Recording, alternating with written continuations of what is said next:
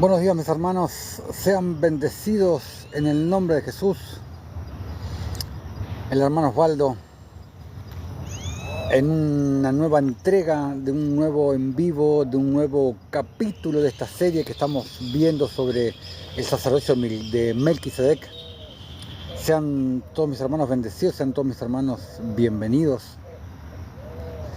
Ya a esta altura ya ni recuerdo qué número es de la entrega, pero debe ser la entrega número 6 aproximadamente de toda esta miniserie que venimos.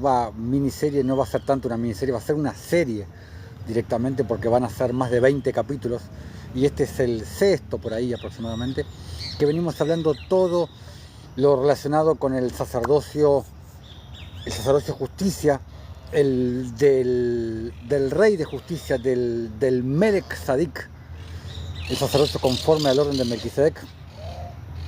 Y bueno, hoy estamos en una nueva entrega, el sacrificio perfecto, en esta mañana, esta hermosa mañana de marzo, ya en estas latitudes, aproximándonos al otoño.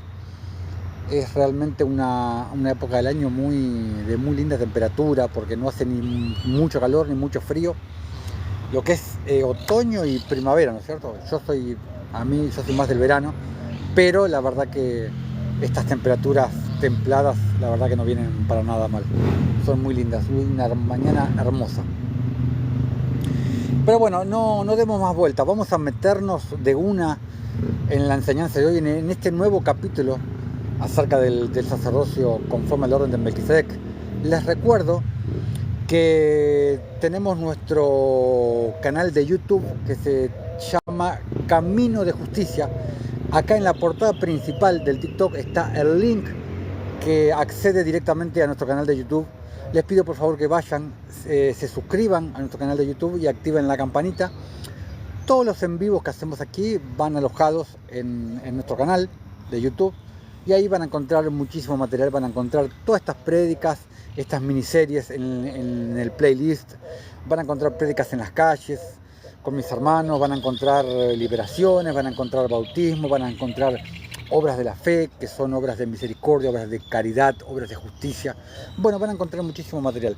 Y le estoy tratando de darle vuelo a ese canal para que en algún momento podamos empezar a transmitir en vivo desde YouTube. Así que por eso les pido por favor que vayan y se suscriban. Total, es simplemente acá mismo está el botoncito para que lo lleva directamente a nuestro canal Camino de Justicia, ya que la justicia es el mensaje central de este ministerio. Y los que vienen siguiendo este canal lo pueden ver desde el comienzo, que es el tema central de lo que hablamos siempre. Justicia, la justicia de Dios, que no tiene nada que ver con la justicia del hombre, como lo he hablado tantas veces. Que la justicia del hombre es castigo, es venganza, es revancha, cuando la justicia de Dios es todo lo contrario, es perdón, es misericordia, es caridad y es restauración. Bueno, vamos a meternos con la enseñanza de hoy, el sacrificio perfecto. Como venimos hablando desde el comienzo, estamos ahora en este nuevo pacto. Estamos bajo el nuevo pacto que viene a ser el pacto eterno, con el sacerdocio eterno, oficiando sacrificio en el templo eterno, el cual somos nosotros. Nosotros somos el templo eterno, nosotros somos el tercer templo. No es como te dicen los escatólogos, como te dicen muchos religiosos, que se va a construir un tercer templo allá en Israel. Nada más alejado de la realidad que eso. Nosotros somos el tercer templo, ese famoso tercer templo, nosotros somos el tercer templo. Y así como Satanás infiltró el famoso templo, el primer templo, el templo de Salomón, el templo de Herodes, como le quieran llamar, así como lo infiltró y está atestiguado, por ejemplo, en Ezequiel 8. Y hay otras atestiguaciones. Hay otros testigos, pero no me quiero meter en eso porque vamos a meter en los libros apócrifos y me voy a ir un poco del tema. Pero por ejemplo en el canon está atestiguado en Ezequiel 8 cómo Satanás infiltró el templo y el propio Jesús lo atestiguó. está atestiguado en los evangelios, cuando les decía, por ejemplo, a los fariseos, si yo echo fuera los demonios en nombre de Belcebú, ¿en nombre de quién lo echan vuestros hijos? Pero bueno, y eso ya lo he hablado en otros capítulos. Pero bueno, así como Satanás infiltró el templo en el antiguo pacto, ahora también quiere infiltrar este templo, aunque no le va a ser tan sencillo, porque el otro templo era un templo físico y era mucho más fácil infiltrarlo, que de hecho lo hizo, lo consiguió. Pero este templo ya es mucho más difícil para él. No es imposible, pero sí es más difícil. Y te recuerdo que el tercer templo, nosotros que somos el templo de nuestro Señor Jesucristo, exactamente nuestro templo es el que está dentro. No es no es la carne, no es lo material. El tercer templo está dentro, así como el reino de Dios está dentro, así como el Espíritu de nuestro Señor Jesucristo mora dentro nuestro. Es todo por dentro. El reino de Dios está dentro. Lo dijo Jesús. Lo dijo el propio Jesús cuando los fariseos le preguntaban por el reino de los cielos. Y Jesús le dijo, vendrán tiempos que le preguntarán por el reino, y el reino, helo aquí o helo allá. Le decía, o sea, el reino no va a estar en un tiempo y no va a estar en un espacio, mas el reino de los cielos está entre vosotros. Les decía que la palabra entre viene de la palabra griega entos, que significa dentro. Entonces, dentro nuestro está el reino de los cielos, está el Espíritu de Jesucristo y está el tercer templo, el templo eterno de Dios. Todo está dentro, o sea, del trono de Dios correrán aguas vivas, dice Apocalipsis. Todo está dentro nuestro, todo, absolutamente todo. Pero bueno, no nos desviemos. El sacerdocio de Melquisedec es el único sacerdocio que te permite abrirle la puerta de los cielos, por así decirlo, al pecador. Y eso es algo que el cristiano no le gusta mucho, porque el cristiano prefiere condenar, prefiere señalar. Lamentablemente eso es lo que hace el cristiano. Pero el justo, los que estamos bajo el sacerdocio conforme al orden de Melquisedec, prefieren restaurar, prefieren salvar, no condenan. Pero hacer esto requiere tomar la carga del pecado sobre nuestros hombros, la carga del pecado del pecador sobre nosotros mismos. O sea, requiere ser Cristo, requiere imitar a Jesús. Y Pablo te lo decía, ser imitadores de mí como yo lo soy de Cristo. Entonces, Jesús no vino a morir por nosotros, no vino a morir por todos, no vino a cargar con el pecado de la humanidad sobre sus hombros. Entonces, si nosotros debemos ser imitadores de Cristo, no podemos, en vez de condenar a nuestro prójimo, a nuestros hermanos, en vez de condenarlo, cargar con el pecado de ellos y decirle, por ejemplo, Padre, no le imputes esta falta, no le imputes este pecado, ponlo sobre mí, yo lo pagaré. ¿Qué está más cerca de ser Cristo? Decir, no le tomes en cuenta esta falta, mi hermano, ponla sobre mí, yo la llevaré, yo la pagaré. A decirle, hijo del diablo, te vas a ir al infierno. ¿Cuál de las dos es Cristo? Es más cercana a Cristo. Sabemos quién es el acusador de los hermanos. Es Satanás. Y los que acusan, los que señalan con el dedo, vienen a ser fiscales de Satanás. Vamos a ver qué dijo Jesús al respecto. Vamos a Juan 20, versículos 22 y 23. Dijo, estaba con los discípulos Jesús y le dijo, Habiendo dicho esto, sopló y les dijo: recibid el Espíritu Santo. Ahora te hago una pregunta. Si no recibieron el Espíritu hasta el día de Pentecostés, ¿qué fue lo que ocurrió ahí cuando les dijo recibid el Espíritu Santo y sopló? Les hizo Jesús. ¿Qué fue lo que pasó ahí? Si hasta el día de Pentecostés no se recibió el Espíritu Santo. ¿Por qué Jesús les sopló? Porque Jesús les estaba revelando quién era. ¿Cómo así? Claro, si nos vamos a Génesis, capítulo 2, versículo 7, dice: entonces Dios formó al hombre del polvo de la tierra y sopló en su nariz aliento de vida. Les estaba mostrando quién era. El Dios Todopoderoso, venido en carne. Pero bueno, más allá de eso, versículo 23, dice: a quienes remitiereis los pecados, les son remitidos. La palabra remitidos es la palabra griega 863 en la concordancia Strong o en la políglota, que es la que yo uso, que es básicamente lo mismo. Es la palabra apiemi, que significa perdonar, omitir, dejar de lado. Entonces, a quienes remitiereis los pecados, les son remitidos, les son perdonados, les son omitidos. Y a quienes se los retuviereis, les son retenidos.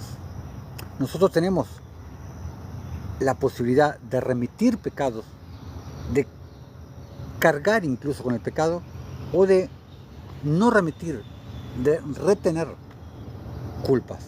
Pero recuerda que con la misma vara que uses para medir a los demás, con esa misma vara volverás a ser medido.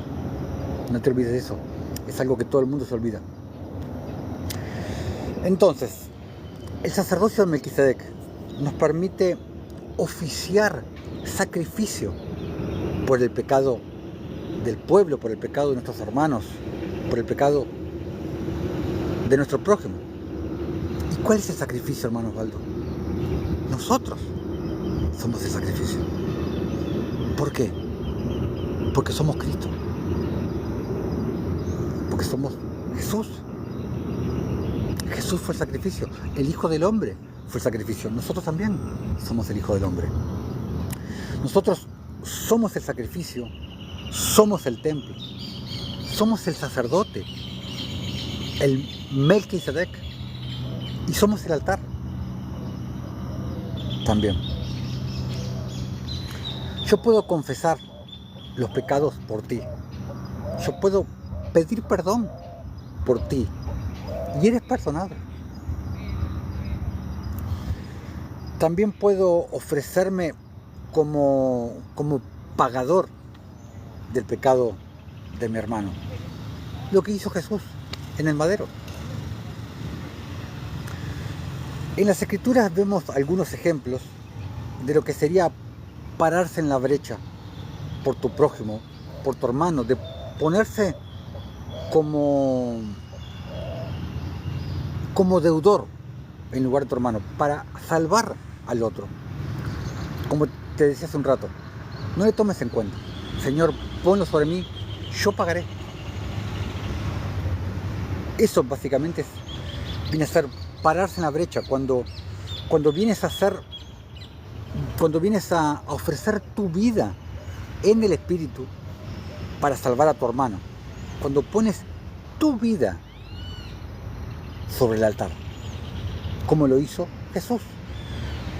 Y en el mundo podríamos ver algo parecido, algo similar a lo que hace una madre, por ejemplo, muchas veces por sus hijos, que una madre... A ver, en el mundo el amor más parecido que podemos ver al amor verdadero, al amor de Dios, que no tiene nada que ver con el amor que te enseña el mundo, lo más parecido que podemos ver en el mundo es el amor de una madre hacia sus hijos.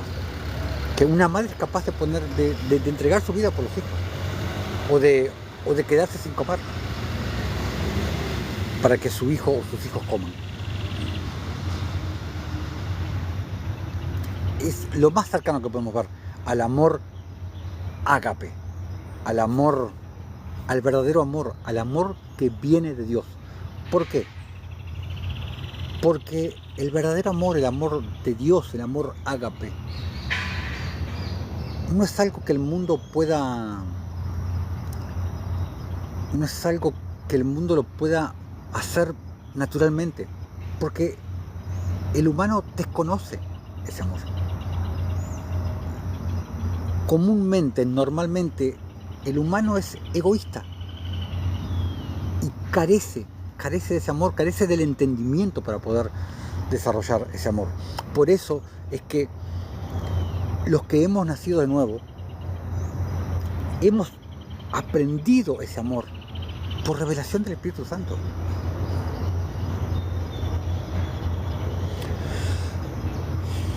Pablo te lo dijo en Gálatas 6, versículo 2, dijo: sobrellevad los unos las cargas de los otros y así cumplid la ley de Cristo.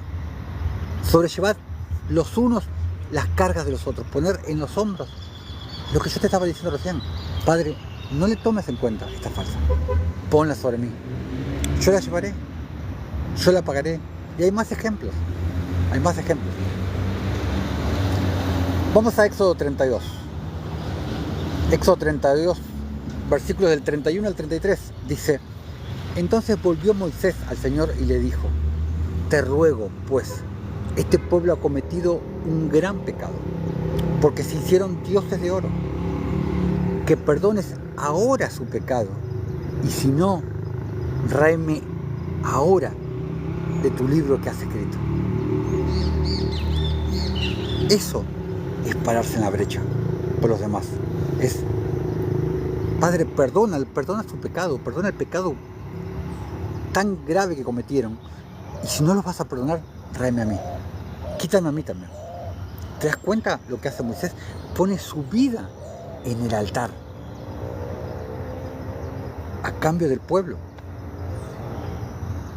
¿Acaso eso no es ser Cristo?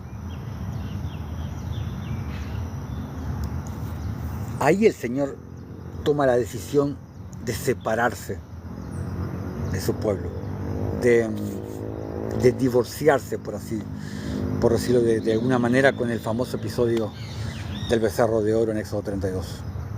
Y ahí comienza el sacerdocio arónico levítico, y bueno, lo que hemos ya visto en otros capítulos.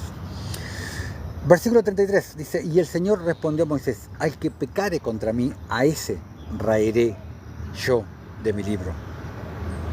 Y con este versículo, muchos religiosos te quieren convencer de que si pecas, game over, se terminó. Si tú has nacido de nuevo, si tú has recibido la circuncisión del corazón, ninguna condenación hay para ti, ninguna condenación hay para los hijos. Te lo dice Pablo en Romanos 8, en el versículo 1, ninguna condenación hay para los que están en Cristo Jesús, o para los que Cristo está dentro de ellos, por medio del Espíritu. Sigamos con los ejemplos de entregar la vida por el otro. Vamos a Romanos 9, versículo 3, dice: porque deseara yo mismo ser anatema, dice Pablo, separado de Cristo por amor a mis hermanos. O sea, Pablo dice que se haría maldito a cambio de salvar a sus hermanos. Y esta es una de las cosas que yo digo porque hay muchos que acusan a Pablo de que Pablo era un falso, Pablo no era un verdadero apóstol. Y esta es una de las cosas que a mí me muestra que Pablo no era un falso. Pablo realmente era un discípulo. Porque Pablo estaba dispuesto a poner su vida en el altar a cambio de los demás. Vamos a 1 Samuel, capítulo 25, versículo 24. Abigail hablando con David. Y se echó a sus pies cuando David iba a buscar al marido. Abigail se echó a sus pies y le dijo: Señor mío, sobre mí sea el pecado, echándose sobre ella el pecado de Nabal. Aquí tenemos otro ejemplo, como ella se pone sobre ella. Ella está ya está dispuesta a cargar con el pecado de Nabal. Y luego tenemos el ejemplo de Pablo en Filemón, capítulo 1, versículos del 17 al 19. Dice: así pues, si me tienes por hermano en la fe, recíbelo como si se tratara de mí mismo. Si te ha hecho algún daño o si te debe algo, cóbramelo a mí. Dice: yo, Pablo, escribo esto con mi puño y letra. Yo lo pagaré. Es exactamente de lo que te vengo hablando. Nuevamente Pablo ofreciéndose a pagar una deuda ajena. ¿Acaso Jesús no pagó la deuda de todos en el madero? ¿Y qué dijo Jesús? Mateo 16, versículo 24 dice: entonces Jesús dijo a sus discípulos: si alguno quiere venir en pos de mí, niéguese a sí mismo y tome su cruz y sígame. ¿Y qué significa eso, hermano Osvaldo? Significa morir a cambio de alguien todos los días. ¡Wow! Significa morir a cambio de alguien todos los días. Todos los días estar dispuesto a poner tu vida sobre el altar a cambio de alguien más. Estar todos los días dispuesto a ser Cristo. Ay. Sigamos viendo las escrituras. Vamos a la parábola del fariseo y el publicano. Lucas 18, a partir del versículo 9, dice: a unos que confiaban en sí mismos como justos y menospreciaban a los otros, dijo también esta parábola. Dos hombres subieron al templo a orar. Uno era fariseo y el otro publicano. El fariseo, puesto en pie, oraba consigo mismo de esta manera. Y me lo imagino al fariseo: Dios, te doy gracias, porque no soy como los otros hombres, ladrones, injustos, ni aún como este publicano. Entonces, vemos que el fariseo quería justificarse a sí mismo por las obras de la ley.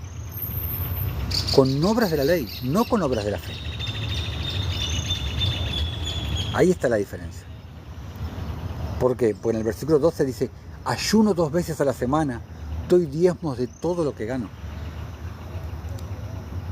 Obras de la ley, no obras de la fe.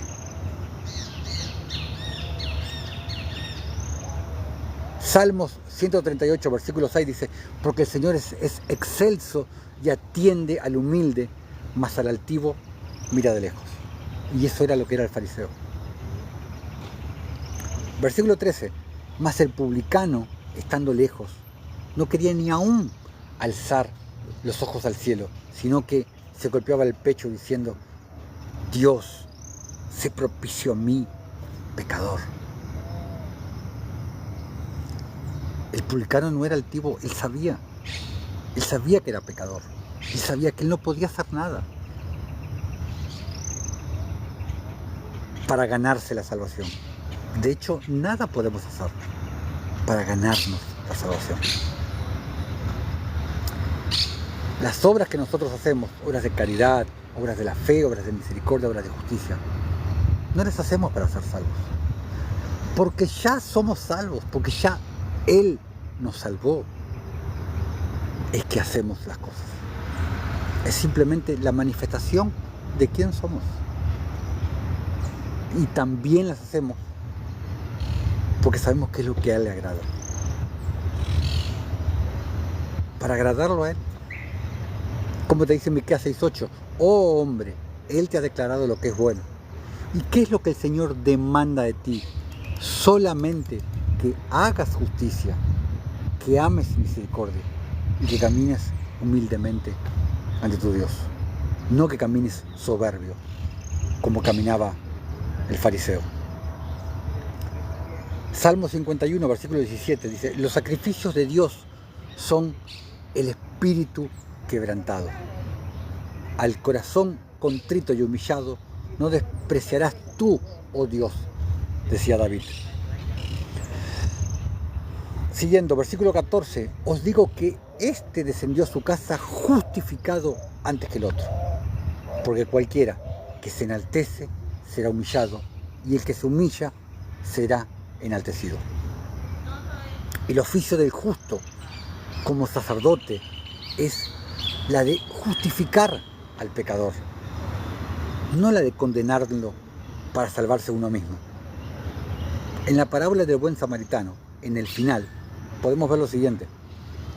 En Lucas 10, versículo 35, dice: otro día al partir sacó 2 denarios y los dio al mesonero y le dijo: cuídamele, y todo lo que gastes de más, yo te lo pagaré cuando regrese. Dice Jesús: yo pago por adelantado el precio de tu salvación. Yo te levanto del camino de la vida. Por eso dice: nadie te arrebatará de la mano de mi Padre. Y después te dice: nadie los arrebatará de mi mano. Porque su mano es la mano del Padre. Es la misma mano. En el mismo pasaje te dice: nadie los arrebatará de mi mano. Y después dice: nadie los arrebatará de mi mano. Porque es la misma mano.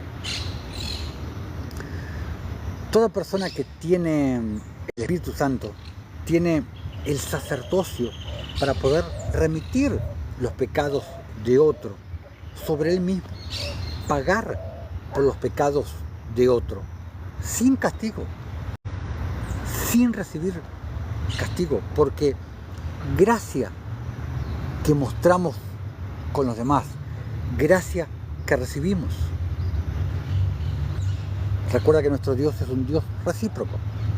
Lo que damos, recibimos. Pero ten presente que tu corazón realmente debe estar dispuesto a pararse en la brecha por la otra persona. Debes ser sincero con tu petición. Como cuando tú oras por alguien. A mí me ha pasado de orar por personas con cánceres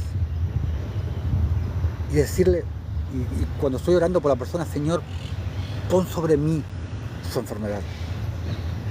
Yo estoy dispuesto a cargar con esa enfermedad, pero verdaderamente estar dispuesto, porque si no, no lo digas, porque a él no lo puedes engañar.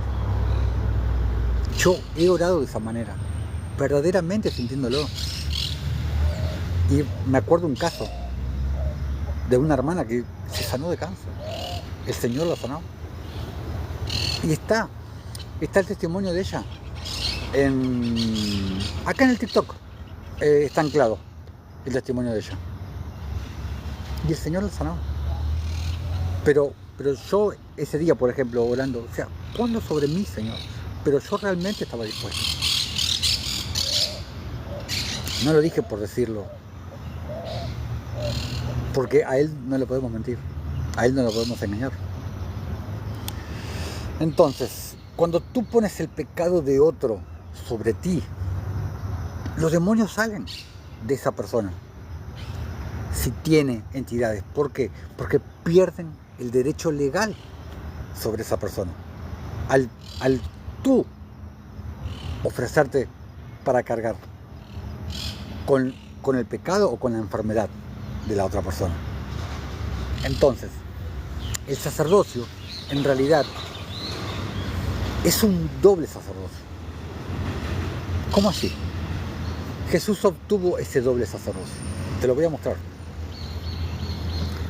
Mateo 28, versículo 18, dice: y Jesús se acercó y les habló diciendo: toda potestad, o sea, toda autoridad, me es dada en el cielo y en la tierra. O sea, es el sacerdocio terrenal de Melquisedec y el sacerdocio celestial de Melquisedec.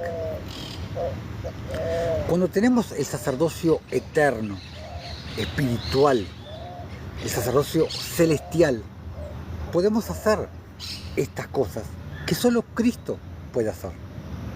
¿Por qué? porque nosotros también somos Cristo. Recuerda que tenemos el Espíritu de Jesucristo dentro. Entonces nosotros somos Cristo también. Es necesario entender que el Espíritu Santo, solamente el Espíritu Santo te da el más excelente y completo sacerdocio, que es el sacerdocio conforme al orden de Melquisedec, para llevar a cabo estos sacrificios de redimir los pecados del otro. El problema del cristiano es que solamente busca salvarse a sí mismo. No le importa condenar al otro, solamente busca salvarse a sí mismo. Y Jesús no vino a salvarse a sí mismo, sino se hubiera quedado en su trono, ¿o no? Sino que vino a entregarse a sí mismo, por voluntad propia. Vino a entregarse a sí mismo para salvación de todos. Lo opuesto a lo que hace el cristiano. Al salvar a otros, te salvas a ti mismo. Al perdonar a otros, te perdonas a ti mismo. Dios escondió la salvación y la justificación en tu prójimo, no en ti mismo.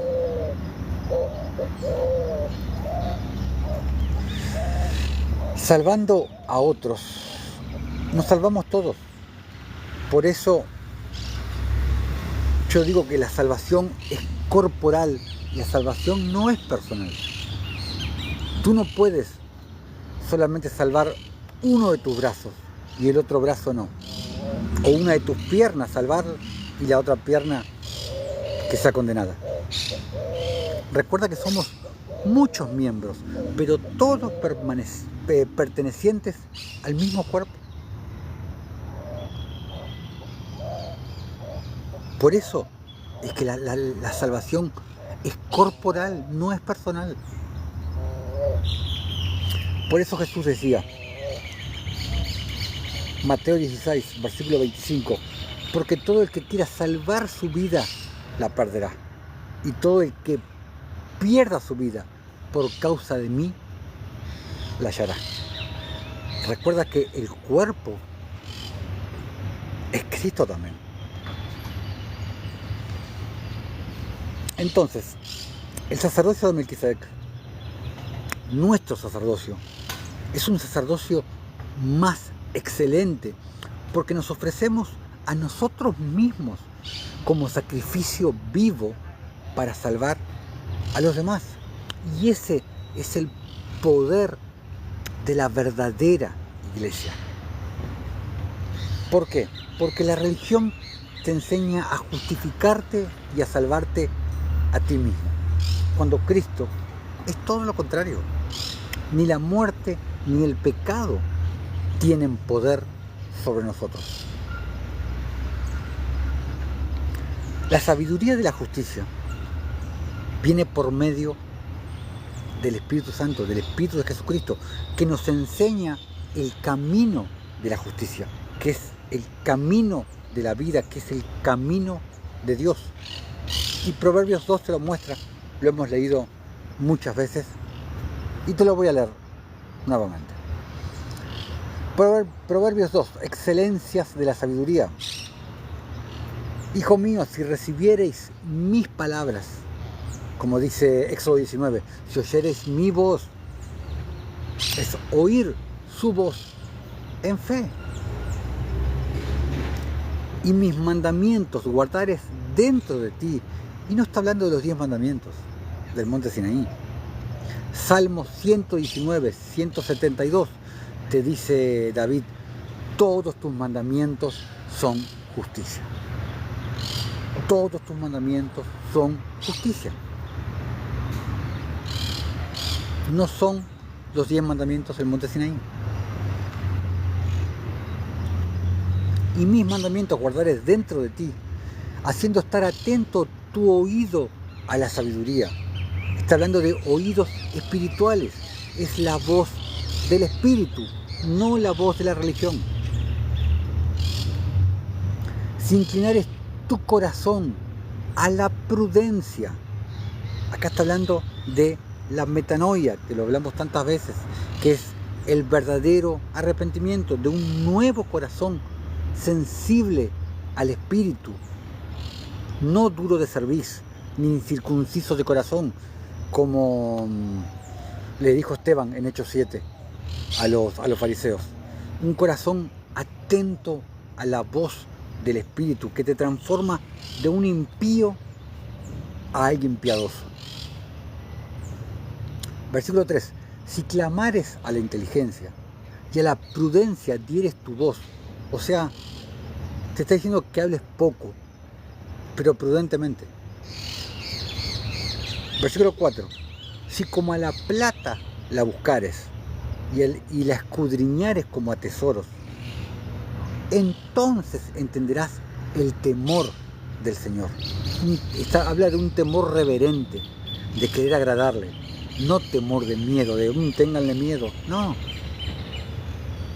Y hallarás el conocimiento de Dios, porque el Señor da la sabiduría. ¿Y cuál es la sabiduría? El Espíritu Santo, el Espíritu de sabiduría. Y de su boca viene el conocimiento y la inteligencia. Él provee de sana sabiduría a los rectos, que es sinónimo de justos, o sea, sana sabiduría a los justos. Es escudo a los que caminan rectamente, o sea, a los que caminan en justicia, a los que caminan en camino de justicia. Efesios 6 te habla de la coraza de justicia y del escudo de la fe. Versículo 8. Es el que guarda las veredas del juicio, no del juicio de condenación, sino del justo juicio, que es juzgar con justicia. Y de esto hablé, del justo juicio lo expliqué en la enseñanza No juzguéis según las apariencias, que está en nuestro canal de YouTube. Es el que guarda las veredas del juicio y preserva el camino de sus santos, o sea, las sendas del justo juicio. Versículo 19. Entonces entenderás justicia, juicio y equidad, otro sinónimo de justicia, equidad, y todo buen camino. Cuando la sabiduría entrara en tu corazón, cuando el espíritu de sabiduría, como dice Efesios 1, versículo 17, cuando el espíritu de sabiduría entrara en tu corazón y la ciencia fuere grata a tu alma. Así los hombres aprendieron lo que te agrada y la sabiduría los salvó. El Espíritu es el que nos da la sabiduría, el que nos enseña la sabiduría. Pablo en Romanos 1 te dice lo mismo. Versículo 17 dice, Romanos 1, 17. Porque en el Evangelio la justicia de Dios se revela por fe, o sea, por revelación del Espíritu para obediencia. Lo que vimos recién en Proverbios 2. Se revela por fe y para fe, para ejecución de las obras de la fe. Porque la fe sin obras es muerta. Acuérdate que te lo dice Santiago, en el capítulo 2 de Santiago, creo. ¿Por qué? Porque la fe obra por el amor, o mejor dicho, obra por la caridad, como te dice Pablo en Gálatas 5. Porque la palabra en castellano que más se aproxima a describirte el amor de Dios es la caridad. Es la palabra más cercana a describir lo que es el amor de Dios. Como está escrito, más el justo por la fe vivirá. Entonces, la tradición y la religión, ¿qué hacen? Te llevan al primer pacto y te hablan de un segundo pacto, pero no te lo pueden enseñar, no te lo pueden mostrar. ¿Por qué? Porque es el Espíritu el que te lo enseña, el que te lo muestra. No la teología, no la escatología. Solo el Espíritu te lo puede mostrar, te lo puede enseñar. Juan capítulo 6, versículos 44 y 45 dice: ninguno puede venir a mí si el Padre que me envió no le trajere? Y yo le resucitaré en el día postrero. Escrito está en los profetas y serán todos enseñados por Dios. Esto en referencia a Jeremías 31, que lo hemos visto tantas veces. Así que todo aquel que oyó al Padre y aprendió de él, viene a mí. Esto se refiere a la predestinación que también te habla en Romanos y a la revelación de la justicia. Entonces, en esta vida estamos siendo entrenados, por decir de alguna manera, para gobernar universos con él. ¿No? ¿Te parece que no? Vamos a Lucas 19, a partir del versículo 11. Parábola de las 10 minas. Dice: oyendo ellos estas cosas, prosiguió Jesús y dijo una parábola, por cuanto estaba cerca de Jerusalén, y ellos pensaban que el reino de Dios se manifestaría inmediatamente. Dijo pues: un hombre noble se fue a un país lejano para recibir un reino y volver. Y llamando a 10 siervos suyos, les dio 10 minas y les dijo: negociad entre tanto que vengo. Pero sus conciudadanos le aborrecían y enviaron tras él una embajada diciendo: no queremos que éste reine sobre nosotros. Aconteció que, vuelto él, después de recibir el reino, mandó llamar ante él a aquellos siervos a los cuales había dado el dinero, para saber lo que había negociado cada uno. Entonces vino el primero diciendo: Señor, tu mina ha ganado 10 minas. Él le dijo: está bien, buen siervo, por cuanto en lo poco has sido fiel, tendrás autoridad sobre 10 ciudades. Sobre 10 ciudades, sobre 10 países, sobre 10 mundos, sobre 10 universos. Esto es una clara simbología nuestra en el siglo venidero. Vino otro diciendo: Señor, tu mina ha producido 5 minas. Y también a este dijo: tú también sé sobre 5 ciudades. Vino otro diciendo: Señor, aquí está tu mina, la cual he tenido guardada en un pañuelo. Porque tuve miedo de ti, por cuanto eres hombre severo, que tomas lo que no pusiste y ciegas lo que no sembraste. Entonces él le dijo: mal siervo, por tu propia boca te juzgo. ¿Sabías que yo era hombre severo, que tomo lo que no puse y que ciego lo que no sembré? ¿Por qué pues no pusiste mi dinero en el banco para que al volver yo lo hubiese recibido con los intereses?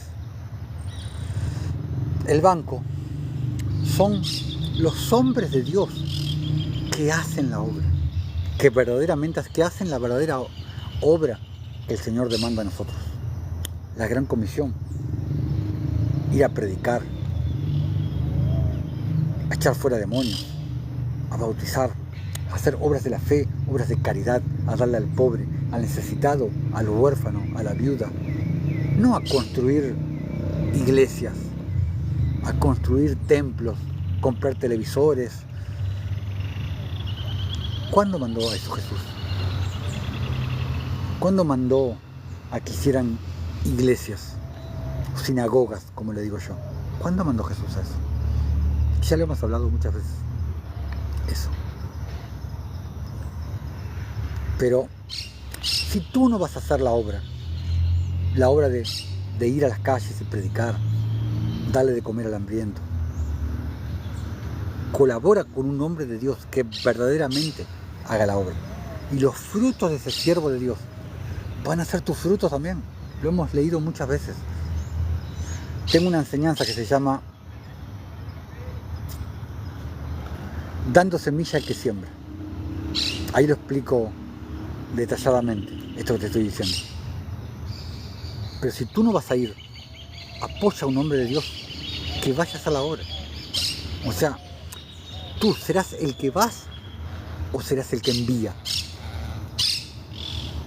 Porque está el que va y está el que envía, apoyando financieramente al siervo de Dios.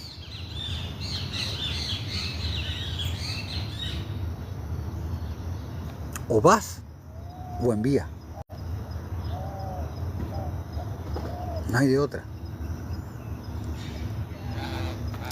Versículo 24.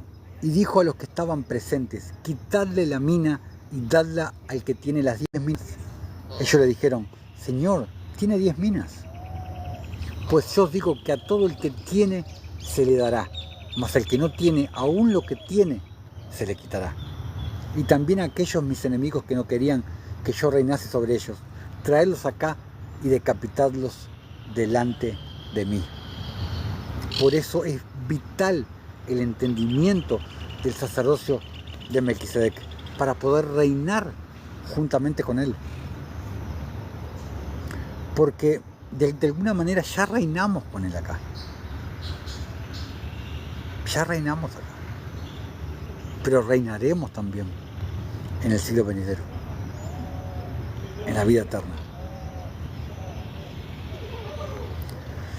Bueno, vamos a leer el libro de Hazar un poquito para terminar este en vivo. La enseñanza fue hasta acá. Vamos a leer un poquito el libro de Hazar, como leemos siempre al final de cada en vivo. Estábamos en el capítulo 19 del libro de Hazar, leyendo todo lo de Sodoma y Gomorra, cuando Lot vivía en Sodoma, cosas que el canon no te cuenta. Les estaba a punto de contar la última vez de una de las hijas de Lot que no menciona la escritura, Paltit, porque Lot y su esposa, que si mal no recuerdo se llamaba Ado, creo que era Ado el nombre de la esposa de Lot, tuvieron varias hijas, no solamente las dos que menciona el canon. Y acá te cuenta la historia de una de ellas. En aquellos tiempos, el libro de Hazar, capítulo 19, versículo 24, a partir del versículo 24. En aquellos tiempos, la esposa de Lot le dio a luz una hija, y él llamó su nombre Paltit, diciendo: porque el Todopoderoso lo había liberado y a toda su casa de los reyes de Elam, en la gran liberación que llevó a cabo Abraham. Y Paltit, la hija de Lot, creció, y uno de los hombres de Sodoma la tomó por esposa. Y un hombre pobre, y acá estamos viendo las causas, las verdaderas causas de la destrucción de Sodoma y Gomorra, porque todos los religiosos te hablan del pecado sexual, de que eran sodomitas, de que eran homosexuales, de que, como siempre. Y si bien esas cosas fueron verdad, ocurrían en Sodoma y Gomorra, no fueron las causas originales, como lo hablé tantas veces. Por ejemplo, Ezequiel 16:49, ahí te dice: este fue el pecado de Sodoma, tu hermana. Soberbia, saciedad de pan, comían solamente ellos y no les importaba el resto. Abundancia de ociosidad tuvieron ella y sus hijas, y no fortalecieron la mano del pobre, del menesteroso, del huérfano y de la viuda. Esas fueron las verdaderas causas. Y acá en el libro de Hazar te lo cuenta muy detalladamente. Y un hombre pobre vino a la ciudad para buscar sostén, y él permaneció en la ciudad por algunos días.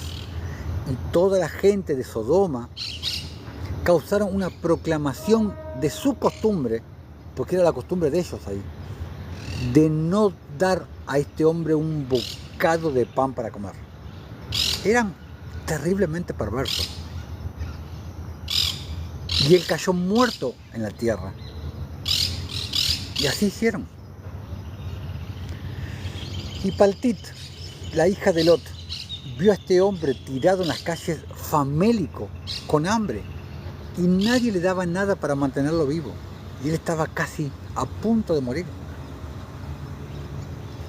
Y su alma fue llena de piedad por causa de este hombre. ¿Por qué? Porque Paltit era una justa, así como su padre Lot era un justo. Por eso su alma fue llena de piedad. ¿Y qué es la piedad, hermano Osvaldo?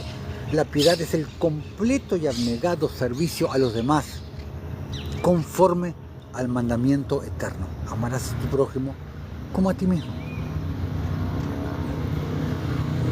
Y su alma fue llena de piedad por causa de este hombre, y ella lo alimentó secretamente por muchos días, y el alma de este hombre fue revivida.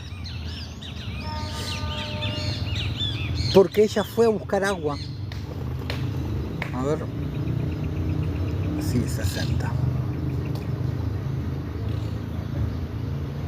Porque ella fue a buscar agua y ella puso el pan en la vasija del agua. Y cuando ella vino al lugar donde estaba el hombre pobre, ella sacó el pan de la vasija y lo dio a él para comer. Así hizo por muchos días. Y toda la gente de Sodoma y Gomorra estaban pensativos acerca de este hombre. ¿Cómo podría soportar la inanición por tantos días? Claro. Estaban esperando que se muriera. Y ellos se dijeron uno al otro: esto solo puede ser que él come y bebe, porque ningún hombre puede soportar la inanición por tantos días, o vivir como lo ha hecho este hombre, sin siquiera su semblante cambiar. Y 3 hombres se escondieron en el lugar donde el hombre estaba estacionado para saber quién era el que le traía pan para comer. Y Paltit, la hija de Lot, salió ese día a buscar agua, y ella puso pan en la vasija de agua, y fue a sacar agua por el lugar del hombre pobre. Y ella tomó el pan de la vasija y lo dio al hombre pobre, y él lo comió.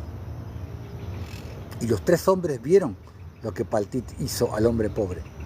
Y ellos dijeron a ella: eres tú entonces quien lo ha sostenido, y por lo tanto él no ha muerto de hambre, ni ha cambiado su apariencia, ni muerto como el resto. Porque era la costumbre que ellos hacían. Ellos mataban a muchas personas así. Por eso, o sea, la perversidad de esta gente. Por eso fue que Dios rayó de la faz de la tierra a toda esa planicie, a las 5 ciudades. No por los pecados sexuales. Estas fueron las verdaderas causas. Versículo 33. Y los 3 hombres salieron del lugar donde estaban escondidos, y ellos agarraron a Paltit y el pan que estaba en las manos del hombre pobre. Y ellos agarraron a Paltit y la llevaron delante de sus jueces. Y dijeron a ellos: así hizo ella, y es ella quien ha suplido al hombre con pan. Por lo tanto, él no murió en todo este tiempo. Ahora, decláranos el castigo debido a esta mujer por haber transgredido nuestra ley. ¿Te das cuenta lo que es? Porque habían transgredido su ley, contraria a la ley de la justicia, a la ley eterna de Dios. Porque la justicia es la voluntad de Dios, es el mandamiento de Dios, es la ley de Dios, por la cual el que tiene más le da al que tiene menos. El más fuerte defiende al más débil, y el que sabe más le enseña al que sabe menos. Siempre el que está por arriba se ocupa del que está por abajo, no esperando recompensa de hombre, ni queriendo recompensa de hombre, sabiendo que la recompensa viene de Dios, como te lo dice Pablo en Colosenses 3:23. Pero ellos eran anticristo, porque la ley de ellos era exactamente la opuesta a la ley de Dios, a la verdadera ley de Dios, no a la ley de Moisés. Y la gente de Sodoma y Gomorra agitaron un fuego en la calle de la ciudad, y ellos cogieron a la mujer y la echaron en el fuego, y ella fue quemada hasta las cenizas. Paltit, la hija de Lot, la prendieron fuego y la quemaron viva. ¿Por qué? Por haberle salvado la vida a alguien, por haberle dado de comer, por haberle dado agua para mantenerlo con vida.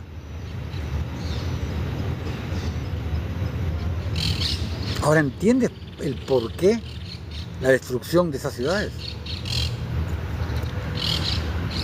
Y en la ciudad de Atma había una mujer a la cual le hicieron lo mismo. Por eso te decía que ya era una costumbre de ellos. Porque un viajante vino a la ciudad de Atma para quedarse toda la noche con la intención de ir a casa en la mañana. Y él se sentó frente a la puerta de la casa del padre de la joven para permanecer allí según el sol se puso cuando llegó a ese lugar. Y la joven lo vio sentado por la puerta de la casa. Y él le pidió un trago de agua. Y ella dijo a él: ¿quién eres tú? Y él dijo a ella: yo estaba este día yendo por el camino y llegué aquí cuando el sol se puso.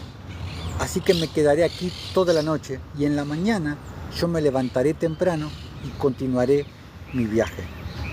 Y la joven fue dentro de la casa y buscó pan y agua para que el hombre comiera y bebiera. Y este asunto se hizo conocido para la gente de Atma. Y ellos se reunieron y trajeron a la joven delante de los jueces para que ellos la juzgaran por ese acto. Prácticamente calcado el caso de Paltit. Así de perversos eran. Y los jueces dijeron: el juicio de muerte tiene que ser pasado sobre esta mujer, porque ella transgredió nuestra ley. Lo mismo. Y esta es, por lo tanto, la decisión referente a ella. Y la gente de esas ciudades, presta atención, la gente de esas ciudades se reunieron y trajeron a la joven y la ungieron con miel de cabeza a pies, como el juez había decretado, y la pusieron delante de un enjambre de abejas que estaba en sus panales. Y las abejas volaron sobre ella y la picaron de tal manera que su cuerpo estaba todo hinchado. Y la joven gritaba por causa de las abejas, pero nadie tomó nota ni la compadeció. Y sus gritos ascendieron al mismísimo cielo. Y el Señor fue provocado por esto y todas las obras de las ciudades de Sodoma, porque ellos tenían abundancia de comida y tenían tranquilidad entre ellos, y aún no querían sostener al pobre y necesitado. En aquellos días sus obras malvadas y pecados se hicieron grandes delante del Señor. Lo mismo que te dije, Ezequiel 16:49. Lo mismo, ¿te das cuenta cómo casa una cosa con la otra? Y el Señor envió por 2 de los malajim que habían venido a la casa de Abraham, 2 de los ángeles, para destruir Sodoma y sus ciudades. Vino él en persona con 2 ángeles. Y los ángeles se levantaron a la puerta, a la tienda de Abraham, y ellos habían comido y bebido, y ellos llegaron a Sodoma en el anochecer, y Lot estaba entonces sentado a las puertas de Sodoma, y cuando él los vio, él se inclinó, él se levantó para recibirlos y él se inclinó a tierra. Bueno, vamos a dejar esto por acá. Vamos a ir terminando el en vivo de hoy, pero creo que está muy en claro las verdaderas causas que llevaron a la destrucción de Sodoma y Gomorra. Eran impresionantemente perversos e injustos e impíos.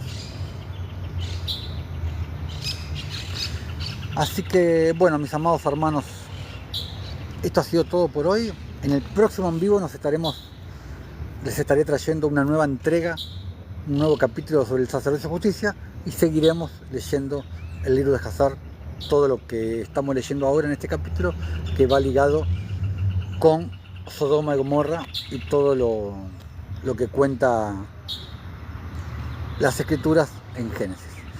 Así que bueno, hermanos, nos estaremos viendo en el próximo en vivo. Espero que les haya sido de edificación la enseñanza de hoy, como también lo que hemos leído del libro Hazar. Sean todos mis hermanos bendecidos en el nombre de Jesús y hasta un próximo en vivo.